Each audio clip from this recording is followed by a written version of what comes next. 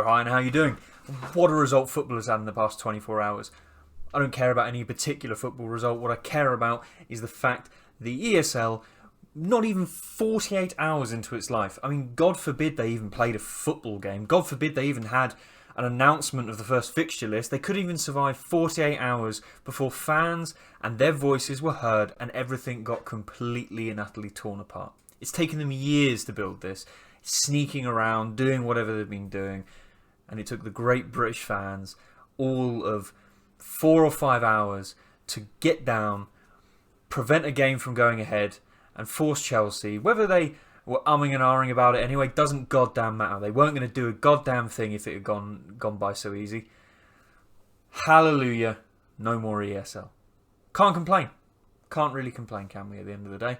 But let's have a proper look back at it, and then let's see what the future holds, because this is definitely something that still stirs up a little bit of anger, and there's definitely a lot to be celebrated, but there's also a lot going around that we may need to still focus on. First of all, we had the announcement. Sunday evening, I mean, for God's sake, if you're going to announce something you don't want people to really immediately react to, yeah, usually you announce it around about 9 to 11 o'clock GMT. That's just standard practice. Everyone knows that. If you're posting a picture or a YouTube video that you want people to specifically see, you're probably going to choose 3 o'clock, 6 o'clock, 7 o'clock, around those sort of times in the evening where schools are finishing, work's finishing, people are just finishing their dinner, whatever it may very well be. You don't announce stuff right into the late hours of the evening unless you don't want people immediately reacting to it. So that was already great signs for the future. Then, after a day of people vehemently attacking it, pointing out all the flaws because they're obvious, and having a right go correctly at the clubs, the owners, and all of the different directors that were involved in this, we had Superman Perez come out and defend really well his point as to why the ESL was so great. Now, supposedly, and you could see it, he studied for around about 10 years the market of football, to the point where he knows every single child out there between the ages of 18 and 24, young adults I should say, between the ages of 18 and 24, that 40% of them hate football as it is. Not that they just don't like football, don't even maybe even like sport, but 40% of that market hate football as it is. They hate tradition, they hate competitiveness, they hate stories, they hate the lot of it. It's terrible. What they want is what he wants. It doesn't matter about money. It's not about money. He didn't even bring up the point of how well it was going to do for the clubs. He didn't even mention, for God's sake, the fact that it was going to bring tons of money in for the lower leagues like they're telling us it was going to. No, he wanted to steer away from money as much as possible because we all know exactly what it was. He got absolutely ripped apart. Then you flash forward to the evening. You have a legend like Petr Cech having to come out to beg masses of Chelsea fans to just let their bus in. Well, they did after a while. Once we delayed a kickoff for 15 minutes, they'd done their job. By that point, whether it was a case of the last little bit, the straw to break the camel's back, or whether that was the sole reason as to why these terrible greedy people gave up these ideas, it was enough to definitely bring forward Chelsea saying, we're going to put forward the paperwork to leave. Then Man City. Then by that end of that evening, as I say, less than 48 hours later, every single English club had left. You wake up this morning and there's a few little people clinging on, desperate, oh, we might get them back. No, that's not how that works. Our clubs are gone. We know exactly what our history is and we made it goddamn clear. The rest of you lot can just pick up the pace now a little bit. As it stands, there still hasn't been an official request for Juventus to leave. There still hasn't been official paperwork completed for Barcelona and Real Madrid to leave. Imagine that. Right now it's a 3-man league and they just haven't turned around and just gone, yeah, we should probably leave this one, boys. That's how desperate these guys are. That's how desperate they are for this money. Pathetic, but hilarious for the rest of us.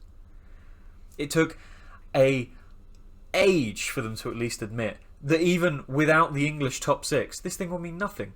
I mean, of course it would mean nothing. This is the home of football, and the Premier League and the Premier League clubs are the biggest earners in the entire of Europe. For God's sake, that's why Premier League didn't want to lose these clubs. That's why none of us wanted to lose these clubs from a financial point of view. Then we had the apologies from those clubs.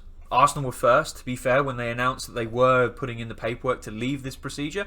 They did put a a sentence saying, "We're very sorry to you fans for the issues that we've caused." I mean, it's a tweet. I could tweet anything right now. Maybe I'll be less cynical, but I don't think it means very much. Arsenal fans, it's up to you, I guess. It was aimed more at you. Then we had an announcement from the Liverpool owner, Mr. Henry. Well, he actually did a video. Actually was in it himself.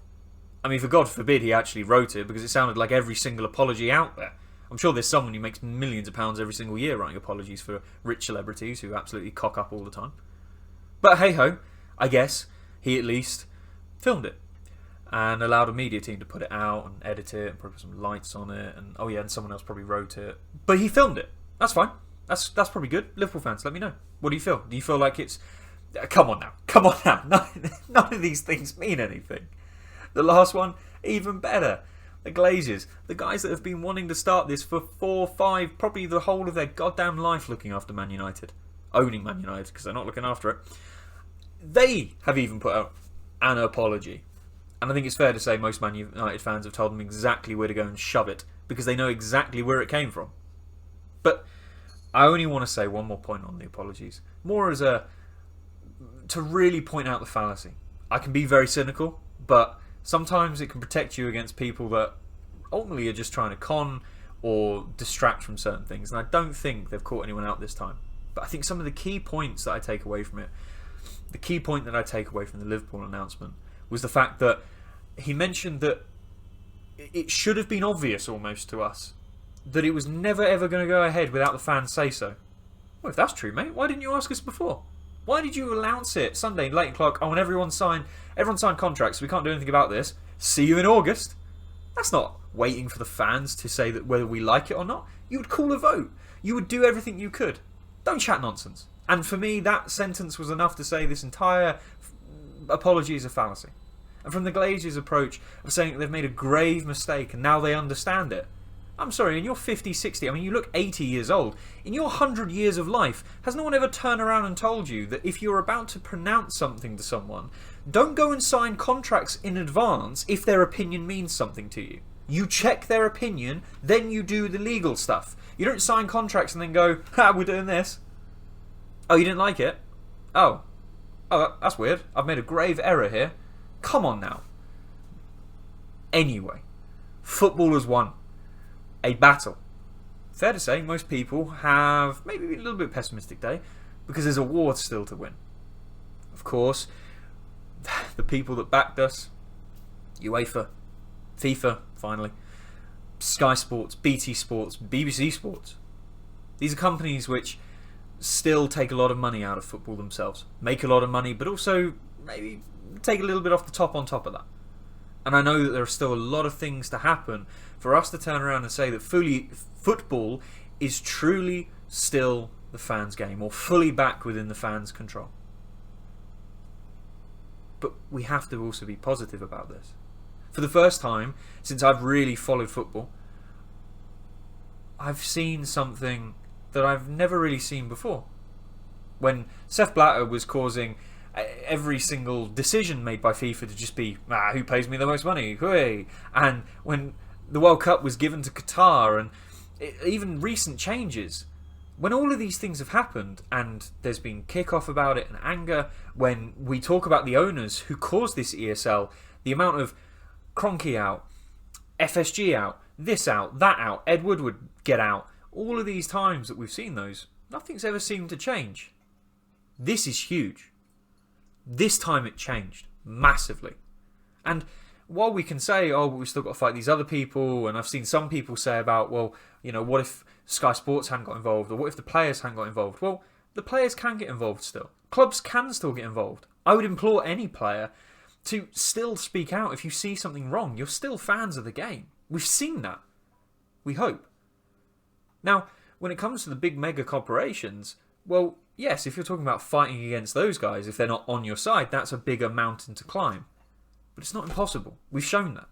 Ultimately, every single fan that spoke out about this went up against multi-billionaires. And not just one of them, several of them. If you can beat them, if we can all beat them, as fans, as footballers, as managers, as directors, as everything, It could be anyone. Look, let's not get too ahead of ourselves, but let's not get too disheartened. This is great news. This is a huge win. They try to take the traditional football away. They try to waste hundreds of years worth of football and turn it into ugh. And we stopped it. No one else was doing anything to change that within their organisation. Fans stopped it and they took back that power. Yes, there is still plenty of corruption. Yes, there are still plenty of things that are out of the fans' control that ultimately the fans should have some form of a say in. But if we do everything that we do, shout louder, stamp harder, no violence, but speak and win people over, get players on our side, do all of those things that we can, I can think we can achieve a damn sight more. Next, I'm looking forward to discussions hopefully being opened up against people's issues with the current Champions League proposals for 2024. The situations about ticket prices going through the roof. There are lots of things that, of course, we can still speak about. Anyway, it's a celebration. I'm sure everyone is extremely happy about the past couple of days. Even if it is, at the very least, relief for now, and maybe still a bit of apprehension about the future. I salute every single one of you that has put your voice out there. And I'm sure you're all as happy and excited as me that we can have a weekend ahead of us of football that actually means something, because every team is going to still be in those leagues and is still fighting for something and isn't turning their head towards some other nonsense. Thank you all again for watching. Drop a comment. Have a chat with me about it. If you watch this far as well, just drop a comment celebrating exactly how much this means to you. But also, interact with me. As I say, I want to hear what those fans who relate to these clubs feel about the apologies and how they feel about their club now that this is all ended. Drop a like, hit that subscribe button for more, and peace out.